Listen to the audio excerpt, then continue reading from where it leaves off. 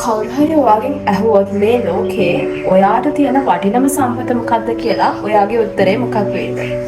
ගොඩක් කට්ටිය කියයි මම ආදරය කරන කෙනෙක් කියලා කියයි, සල්ලි කියයි, මොකක් හරි වාහනයක් වෙන්න පුළුවන්, එක එක උත්තරේ. ඇත්තටම ඔයාලා දන්නවද මේ ලෝකේ මේ මොහොත වෙද්දී ඔයාට තියෙන වටිනම සම්පත මොකක්ද කියලා? කාලය.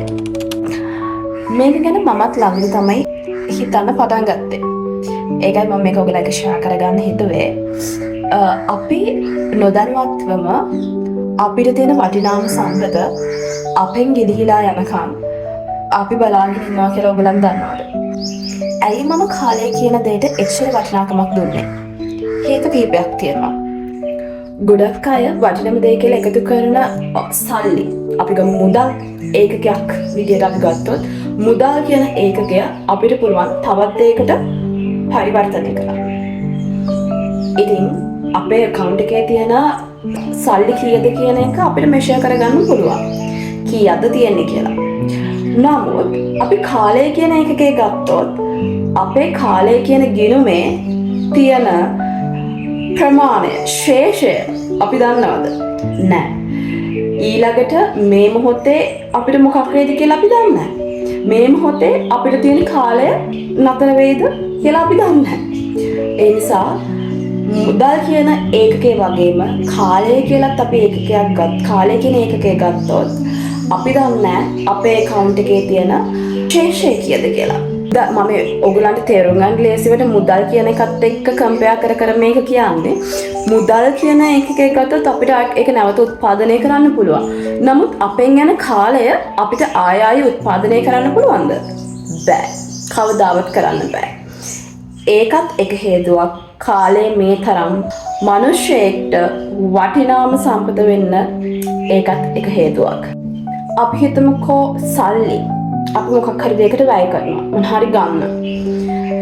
හැබැයි අපි ඒ වැය කරපු සල්ලි, අපි ඒ වැය කරපු ප්‍රමාණය කොහොම හරි මොනම ක්‍රමකින් හරි ලබා ගන්න පුළුවන්. අපි වැය කරපු සල්ලි ප්‍රමාණය. නමුත් අපි කාලය යම් කිසි දෙයකට වැය කරොත් අපිට පුළුවන්ද ඒ දේ ආපස්සට ගන්න? බෑ.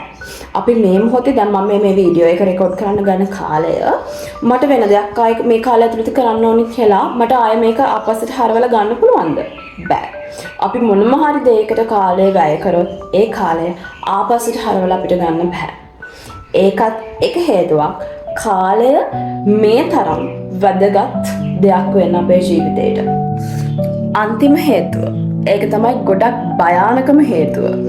මේ මොහොතේ අපේ account එකෙන් මේ කාලය කියන ඒකකය අඩුවෙමින් පවතිනවා.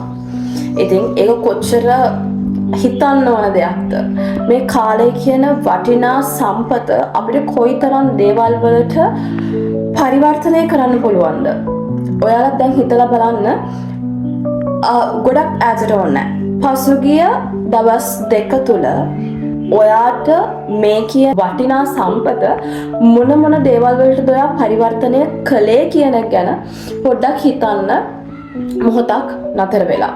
සමහරක් විට ඒ කාලය ඔයාට ආදරය කරන කෙනෙක්ට ආදරේ ලබා දෙන්න තිබ්බ කාලය වෙන්න පුළුවන්. සමහරක් වෙලාවට වගේ කැරියර් එක පැත්තෙන් ඔයාට ඉස්සරහට යන්න යම්කිසි ඉන්වෙස්ට්මන්ට් එකක් කරන්න තිබ්බ කාලය වෙන්න පුළුවන්. සමහරක් වෙලාවට ඔයාට මග හැරුණු අතපසු වුණ දෙයක් ආය අලුතෙන් පටන් ගන්න තිබ්බ කාලය වෙන්න පුළුවන්.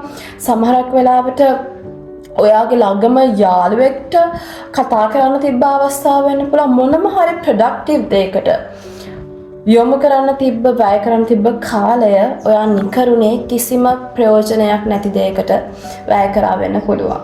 ඉතින් මේක අවස්ථාවක් කරගෙන දැම්ම හිතන්න ඔයාට මෙන්න මේ කියන වටිනා සම්පත මොන වගේ දේවල් වලටද අනාගතයේදී පරිවර්තනය කරන්න පුළුවන් කියලා.